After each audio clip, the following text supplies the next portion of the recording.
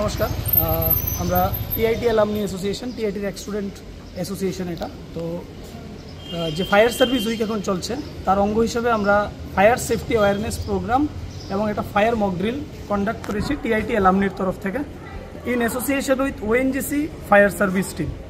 তো এটার মেন উদ্দেশ্য হচ্ছে যে কলেজের স্টুডেন্ট, টিচিং এবং নন টিচিং স্টাফ যারা আছে ওদেরকে ফায়ার হ্যাজার্ড সম্বন্ধে অ্যাওয়্যার করা, কী কী পোটেনশিয়াল ফায়ার হ্যাজার্ড থাকতে পারে, এটাকে কিভাবে কন্ট্রোল করা যেতে পারে, বা ফায়ার যাতে না হয় কোনো বিল্ডিংয়ে বা কোনো ওপেন স্পেসে সেটাকে কীভাবে আটকানো যেতে পারে, আর যদি কোনো কারণে হয়েও যায় সেটাকে কিভাবে কম লসের মাধ্যমে আমরা মিটিগেট করতে পারি, এই সম্বন্ধে স্টুডেন্টদেরকে এবং টিআইটির ফ্যাকাল্টি এবং নন টিচিং স্টাফদেরকে অ্যাওয়্যার করা আমাদের আজকের এই প্রোগ্রামের মেইন উদ্দেশ্য।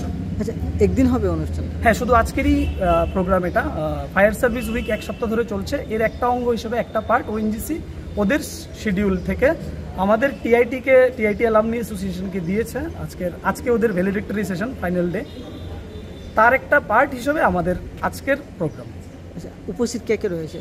এখানে উপস্থিত আছেন, আমি খুব গর্বের সাথে বলছি, ইন্ডিয়ার first lady fire fighter Harshini Kanekar ma'am, ওএনজিসির ফায়ার ইনচার্জ, ডিজিএম ওএনজিসি।